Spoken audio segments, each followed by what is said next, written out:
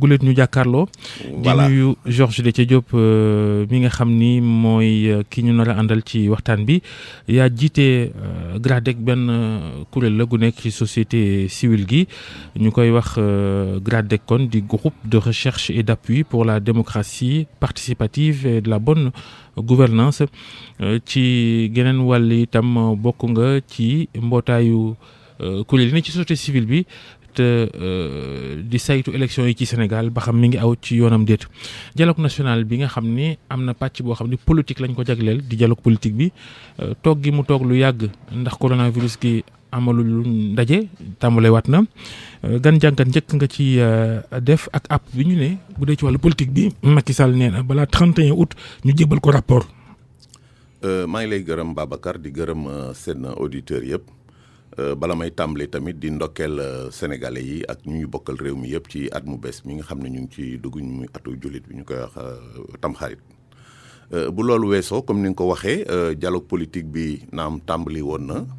yaakaar naa ne presque ci ab diir ci ginnaaw ba ñu demee ba ci biir mbas mi nga xam ne moo dal ci réew mi tax liggéey ba ñu daal di ko arrêté arrêté bi ñu ko arrêté nag am na lu bëri loo xam ne maanaam yàq na ko ci processus électoral bi parce que ba ñu jógee ci élection présidentielle bi opposition bi dafa am ay maanaam ñaxtu yoo xam ne dañ ko tegoon vraiment gis na mbiru parrainage bi ni mu demoon mbiru fichier bi rëx-rëx yi ci am daal vraiment ñoom ay lënt-lënt ak loo xam ne jàmbat nañ ko ci ñu ne ñoom bala ñuy dem ci yeneen élection il faut que vraiment ñu évaluer processus électoral bi il faut que ñu def auditu fichier bi donc ci condition yooyu la dialogue bi commencé ba ñu tàmbalee comme ni ma ko waxee mbas mi ñëw yëfi daal di taxaw alors loolu nag bu ñu ko jàngatee wax naa ko sànq dafa am lu bëri lu mu yàq ci processus électoral bi parce que élection yi dañ ko reporté maanaam presque ñaar ba ñetti yoon léegi ñu jàppoon ne war nañ ko mën a def mois de mars 2021 ci kaw loolu nag am ponk yoo xam ne ñu ngi ko doon waxtaan. ponk yoo xam boobu corona ñëwagul. boobu corona ñëwagul waxtaan wi yàgg lool mu am point yoo xam ne daanaka juboon nañ ci am yoo xam ne xëy na bon réeroo am na ci ak yoo xam ne jotuñu ko woon discuter bi ñu demee ba nga xam ne corona bi nag ñëw na mbir mi daal di taxaw ku nekk toog mais jàpp naa ne man xëy na sax dans un premier temps ba nga xamee ne toog nañu rek lu mat weer waroon nañu jël seen matukaay ñu seet nu ñu mën a def vraiment pour ñu mën a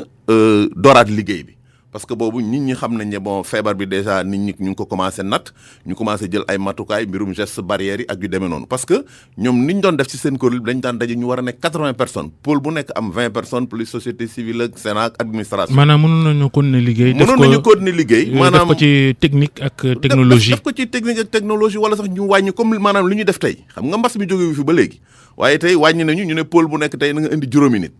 société civile nañu indi ñaar administration kenn Sénat kenn de sorte que tey lu mu bari dina nekk xëy na ñaar fukki nit ak juróom-benn. mais loolu bu amul ci njiit yi la wala.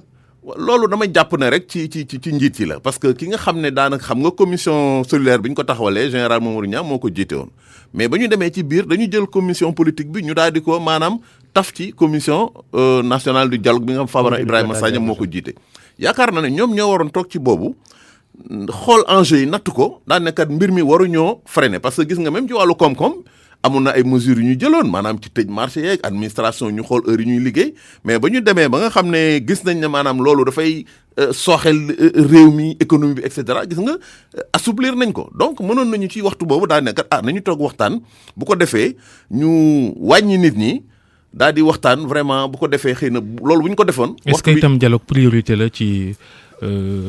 jël risque dajale nit ñi ak ñoom seen. waaw mais dajale ci kaw vraiment comme ni ay conditions parce que bu fekkee dajale nga lu mat ñaar fukki nit nit ñi respecté gestes barrières jël seen matukaay loolu quand même moo gën a oyof nga dajale juróom-ñetti fukki nit mais priorité la parce que mbiru élection quand même dafa nekk loo xam ne pour man waruñu ko soofantal te Sénégal li fi am mooy boo xoolee depuis 1990 daanaka élection locale. dañ koy dàq di ko dàq at mu ñëw ñu dàq ko at wala ñaari at te dama jàpp ne élection locale dafa am solo ci réew donc te dafa am vraiment la même dignité élection la mars 2021 ba fii moom lañ jàpp am nañu gis ni mënul nekk ndax coronavirus geek li war a am laata élection yi est-ce que jàpp nga ni dañ ko war a maintenir mars 2021 wala dañ ko tuxalaat. xam nga xel mën na ci tey tuuti mën nañ ci am xel ñaar man ci wàllu xëy na élection li ma ci xam ci wàllu vraiment ay wàllu technique jàpp naa ne dina jafe fi mu ne nii vraiment ñu mën ko def ci le 28 mars boo seetee ba seet rek au regard des délais légaux parce que bu fekkee ne da nga jàpp élection nga ne le 28 la à partir du 28 donc da ngay du ñuy wax def compte à rebours pour mën a déterminer le calendrier des opérations électorales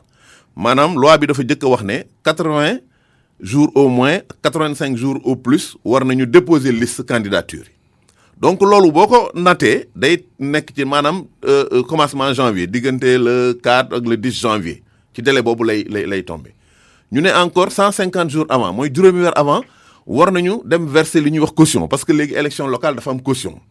parrainage également am na te yooyu la ñuy waxtaanee fi mu ne te jubóoguñ ci. justement ci loolu laa bëggoon ñëw au-delà des délais légaux parrainage bi li nga xamante ne moo di évaluation processus bi ñu namoon ak itam audit bi est-ce que loolu ça favorise une tenue de ces élections le 21 moom laa lay mois de mars moom laa lay wax xam nga dama commencé ci délais légaux yi. bon ñu ngi ci waxtaan wi dafa am ponk yoo xam ne yu am solo yoo xam ne jubóo nañ ci mooy maanaam gis na war nañu def audit bi. ba pare war nañu def évaluation processus électoral bi depuis refonte partielle 2016 ba ci résultat élection wu 2019 mais xam nga loolu du liggéey boo xam ne liggéey bu ndaw la loolu boo ko nattee ñoom li ñu xayma woon sax dañu waxoon ne xëy na mën na am mu nekk ñetti weer ba ñeenti weer mais même bu fekkee ne nit ñi ak lu ñu xarañ surtout que loolu commencé gul parce que procédure la il faut que nga lancer appel d'offre recruter ay cabinets yoo xam ne ñoom ñoo war a ñëw pour def liggéey boobu audit bi donc problème la évaluation fichier problème la même bu fekkee ne tey da nga ko bëgg a def ci ñetti weer août moom bokkatul nga compter septembre octobre novembre bu paree léegi di nga xool par exemple waxtaan yi ñuy waxtaan tey par exemple ñu ngi wax waxu maire yi naka lañ leen war a fale juboo nañ ci léegi dañ leen di fal au suffrage universel direct mais mbiru adjoint yi ak vice président conseil département loolu jubooguñ ci et cetera mbiru caution bi mbiru parrainage bi est-ce que dañ koy def wala dañ koy bàyyi jubooguñ ci mais loolu yëpp bu fekkee ne dafa am ay décisions yu ñu ci jël dina am nu muy impacter maanaam loi électorale bi code bi il faut que moom ay articles yoo xam ne dinañ ko soppi donc di nga def ay projet de loi yóbbu ko mu dem conseil des ministres ñu adopté ko mu dem assemblée et cetera donc loolu yëpp boo seetee ci wàllu délai man vraiment jàpp naa ne dina jafe parce que audit bi tam bu fekkee nit ñi def nañ ko ba noppi te ñu génne ay conclusion dañ ne wala lii ak lii moo ci nekk wala recommandation yi la ñu def nañ ko defee nii wala nañ ko def nii pour améliorer ba pare nag nga war a def beneen opération boo xam ne bu am solo mooy révision des listes électorales parce que gis nañ ne ren par exemple ak mbas mi ak waxtaan wi defuñu woon révision ordinaire te loi bi dafa wax ne chaque année à partir du 1er février da ngay def révision ordinaire defuñu ko. maanaam ñi bëgg a binduwaat xale yi nga xam ne donc ñu ngi door a am fukki at ak juróom-ñett ak ñi nga xam ne dañu bëgg a soppi seen béréb bi ñuy voté mais te loolu pour nga mën ko def par exemple ne nit ki 18 ans la war a am révolu à la date des élections il faut que ñu xam date élection yi. donc yooyu yëpp ay pour man jàpp naa ne ay contraintes techniques la yoo xam ne nii waxuma ne mënul nekk parce que man encore une fois dama koy wax toujours man je suis pour le respect du calendrier républicain mais à l'impossible tamit nul n'est tenu parce que bu fekkee ne dañu bëgg dem élection rek pour dem élection ci loo xam ne day jur ay pëccëxoo ak contestation conditions yi réunirul pour ñu dem ci ay élections yoo xam ne yu fiable yu crédible pour man jàpp naa ne acteurs yi war nañoo waxtaan ñu xool nu ñu mën a def waxuma peut-être toxalaat ko lu jëm ay at wala yooyu waaye comme jàpp nañu mars ñu xool impact yi nga xam ne par exemple tey waxtaan wi indi na ko ak tardé yi ñu tardé ñu xool même bu dee ñaar wala ñetti weer ñu yokk ko man jàpp naa ne maanaam bu ñu. boori juin bala ñuy dem ci nawet bi. juin 2021. loolu par exemple man ci wàllu vraiment damay wax ne plaidé wu ma encore une fois pour le report loolu acteurs politiques yi ñoo ciy waxtaan jubóo ci mais damay wax contrainte technique yi ma gis jàpp naa ne fii ak mars. au regard des délais yi nga xam ne am na déposer l'huissier parrainage bi bu fekkee dañ ko maintenir caution beeg yooyu yëpp dina jafe. te ñu ngi nekk actuellement ci ci nawet la ñu nekk. léegi donc problème la dialogue bi tardé na ndax mbas mi ñu tàmbaliwaat liggéey bi Macky Sall ne nañ ko jox rapport balaa weer wee dee mi ngi leen di bëmax fi ñu toll nii loolu moom lu tax ci sa yaakaar. waaw xam nga boobu ba léegi boo gisee ay responsable politique ak ñu bëri ñu ngi door ci table ji di xupp naan voilà élection yi nañ ko def et cetera donc pour man jaadu na président vraiment ne nañ ko jox rapport mais nañ ko jox rapport loolu tekkiwul ne vraiment pour man élection yi ci date boobu lañ koy def xëy na dina xool ba xam liggéey bi parce que moom tamit président la. moom lu tax mu yàkkamti rapport bi. non c'est-à-dire am na pour man décision yoo xam ne bu ko bëggee jël comme nit ñi ngi nañ dem élection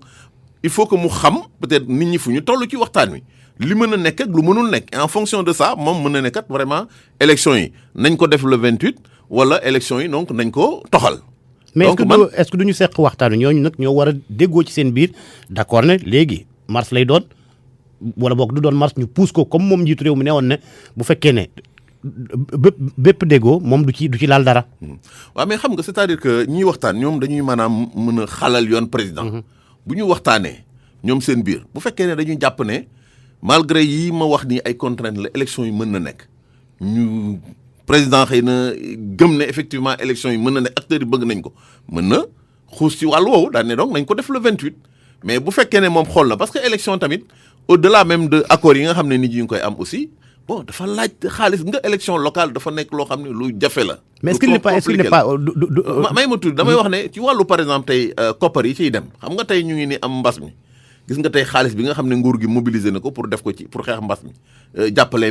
ménage yi ak couche vulnérable yi alal ju bëri la donc élection boo ci bëggee dem aussi dafa laaj xaalis loolu yëpp ay problème la yoo xam ne il faut que je pense que kuy jiite réew tamit di nga ko tenir en compte am éléments yi bala ngay jël décision. xam nañ ni waxtaan wa dana dooraat mais est-ce qu'il n'est pas li doon gën du ñu inscrire benn point majeur report ou pas des élections locales. waaw xam nga mi ngi dépendre parce que acteurs yi dañuy reprendre mardi bu ñu reprendre. pratiquement benn poñ moom moo ci des daanaka. tënku nañu nee nañu ci délai wu maanaam ay 2 ba 3 semaines. xam nga loolu daanaka presque dinañu yóbbu ci mi-septembre. bu fekkee ne waxtaan wi jaar na yoon yow xam nga waxtaanu politiciens yi jàppal bàyyi la ak ay xëccoo et cetera et cetera. donc bu fekkee ne vraiment donc loolu def nañ ko ci li ma jàpp ñu am ay priorité yi pour man mooy ñu xool tey mbiru audit bi ak mbiru évaluation bi naka lañ koy war a defee ci ban délai ak xool point yi nga xam ne par exemple dafa impacter directement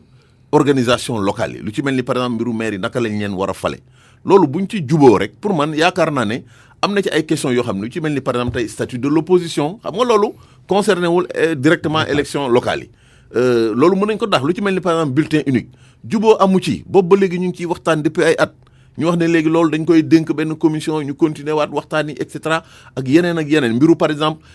personnalité bi nga xam ne moo war a organiser élection yi parce que y a un débat est-ce que ministère de l'intérieur la war a doon est-ce que dafa war a nekk une autorité indépendante yooyu yëpp pour man jàpp naa ne ay questions yoo xam ne la mën na xaar amul impact directement ci organisation locale yi ñu xool li nga xam ne vraiment mooy aali kalaj ji ñu juboo ci bu ñu ci juboo vraiment je pense que xëy na mën nañoo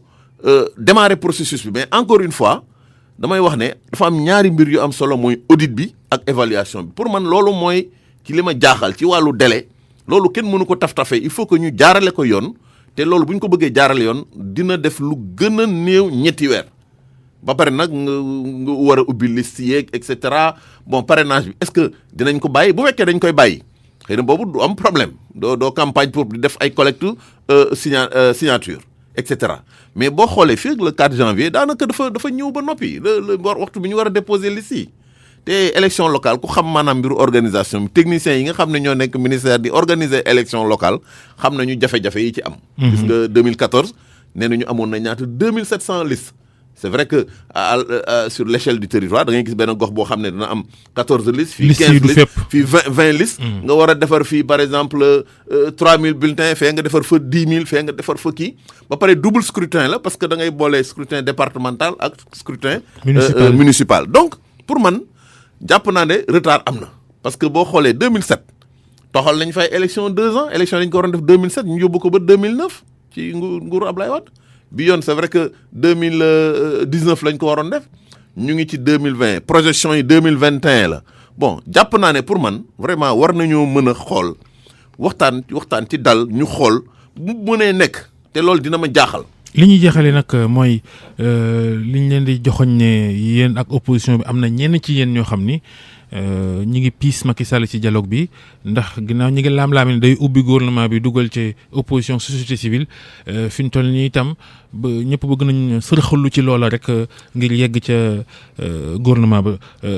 gis nga koom wala bokk nga ci am. waaw man de ci vraiment pàcc bi mu bokk moom ñun nekkuñu ci dynamique boobu nguur gi daal mi ngi doxal opposition bi ñu nga fële di opposé wu pour man dama yaakaar ne ci démocratie noonu la war doon parce que gisuma lu fi jar tey ñu war a ubbi gouvernement def ay gouvernement d'union nationale ak yooyu parce que vraiment nous ne sommes pas dans une crise politique majeure nañu bàyyi acteurs yi ku nekk li nga war a def ko Macky Sall dañ koo fal mandat am des na daanaka ñetti at nañ ko bàyyi mu doxal maintenant ci biir doxal bi nag mën na am ay waxtaan sectoriel ñu seet nu ñuy def pour mën a gën a ñoŋal suñu démocratie vraiment seet nu ñuy mën a def pour que cohésion bi gën a am ak yu demee noonu mais pour man bokk ci gouvernement kii téye fii pour man nekkuñu ci logique boobu nekkuñu ci débat boobu. Georges 10 secondes loolu nag mbiru président de la république la ñun du suñu mbir. démb yéen a woon ci visioconférence ci mbas ak élection ci Afrique. lu ca tukkee. maanaam dañuy xool rek gis ne mbas mi. maanaam dafa indi ay problèmes yu bëri ci élection yi boo xoolee fu mel ni par exemple Guinée fu mel ni Mali fu mel ni Côte d'Ivoire ak fi Sénégal impact bi nga xam ne am na ko ci processus électoral bi li mu tardé lee mbir mi mais man dama jàpp ne